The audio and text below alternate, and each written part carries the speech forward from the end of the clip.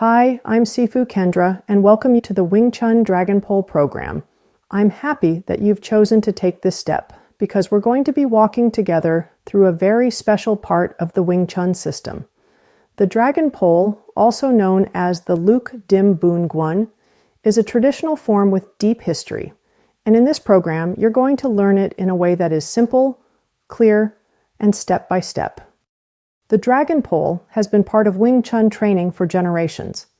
Historically, it was a weapon used by villagers and opera performers alike, both as a practical tool for defense and as a way to preserve structure, precision, and discipline in the art. The name 6.5-point pole comes from the key strikes and actions within the form, each one representing a distinct principle. Over the years, masters passed this form down not only as a method of fighting, but as a way to sharpen focus, develop stability, and strengthen the practitioner's spirit. Today, when we practice the Dragon Pole, we're not just learning movements. We're taking part in a tradition that connects us to centuries of martial artists who walked the same path before us. Now, unlike programs that focus on partner drills or combat applications, this training is all about the form itself. You don't need a partner. You don't need to worry about sparring. Instead, we'll break the form down into small, manageable pieces so that each movement is easy to understand and repeat. Over time, step by step, those pieces will begin to connect, and you'll find the shape of the Dragon Pole form emerging in your own practice.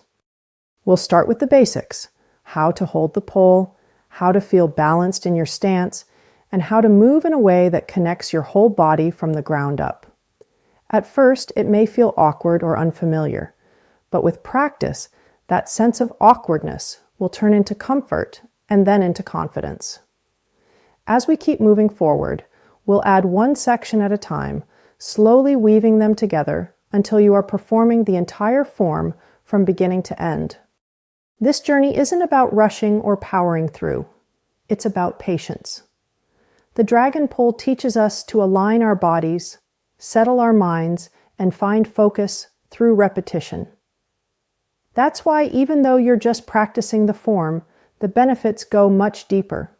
You'll notice improvements in your posture, in your awareness, in your ability to stay centered under pressure. Every time you pick up the pole and move through the sequences, you'll be adding another layer of refinement and strength, both inside and out. By the time you finish this program, you'll have the complete Dragon Pole form as part of your training. But more importantly, you'll have developed the qualities that the masters before us used this form to cultivate: discipline, clarity, structure, and resilience. These are the real treasures of the Dragon Pole, and they reveal themselves gradually as you stay consistent and present in your training. Once again, welcome to the Dragon Pole program. I am honored to be your guide, and I'm excited to walk this path with you. Let's begin together with patience, focus, and a respect for the history that has brought this form to us today. Let us begin. Now, we're going to watch the Dragon Pole form, and as we do, I'm going to break down the movements briefly, and then we'll go into it more in Module 2. In Module 2, I'm going to break it down for you step by step.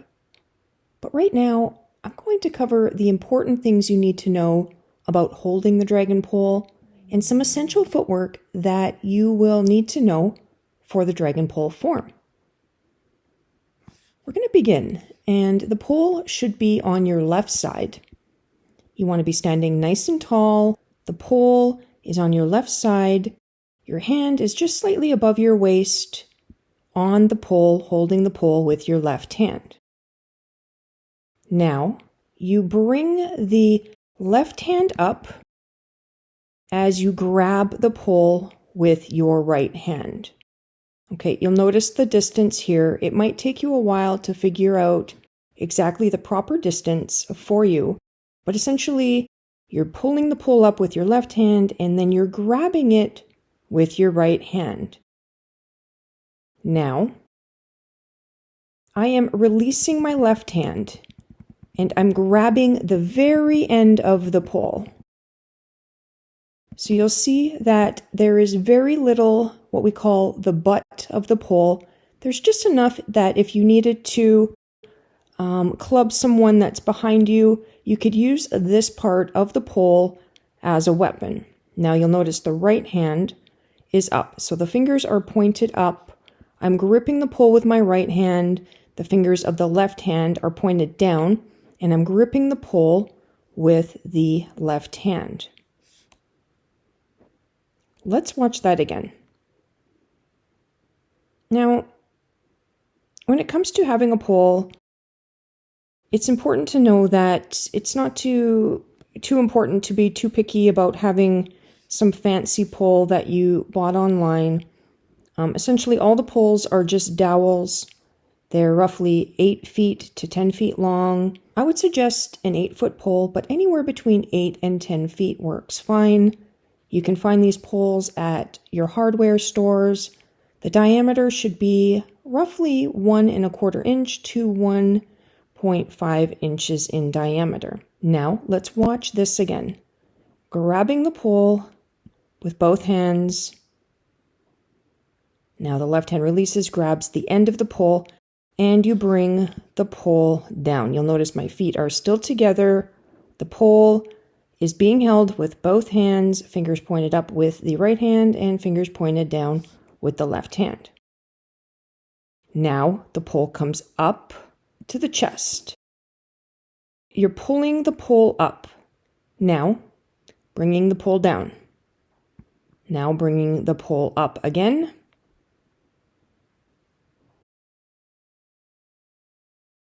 As you step into a horse stance. So the horse stance is an important stance in this form. You want to get as low as you can, nice wide stance, get those knees out and in a balanced horse stance.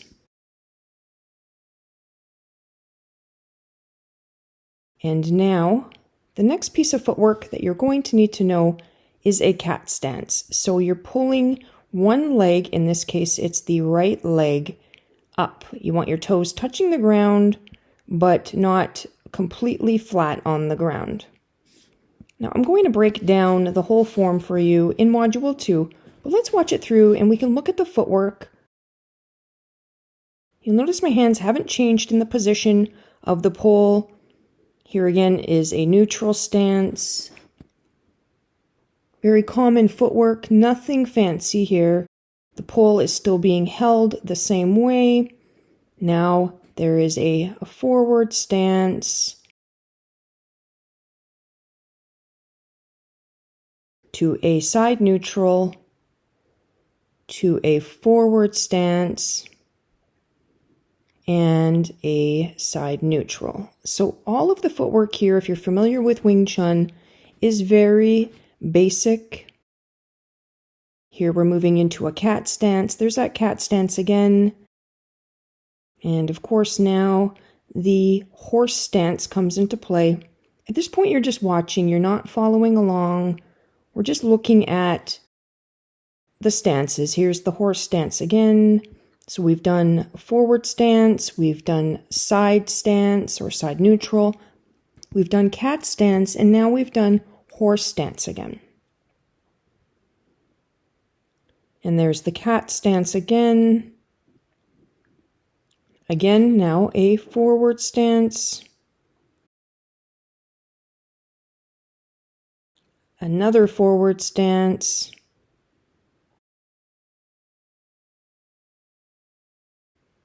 Side neutral.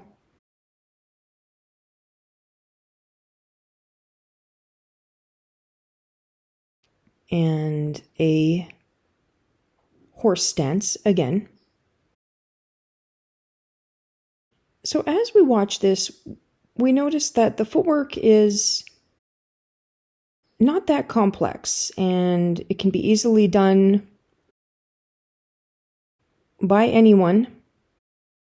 And in Module 2, we are going to go through the entire Part 1 of the Dragon Pole step by step. So don't worry about memorizing right now. We're just showing the stances. And now here is a cross step. This is the final part of the dragon pole, and this happens at the very end.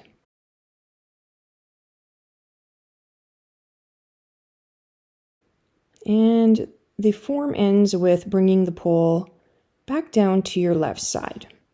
Congratulations on completing Module 1 of the Luk Dim Boon Gwun Dragon Pole Master Certification course. Remember, moving into Module 2, it's important to practice these moves consistently to memorize them and build them into your muscle memory.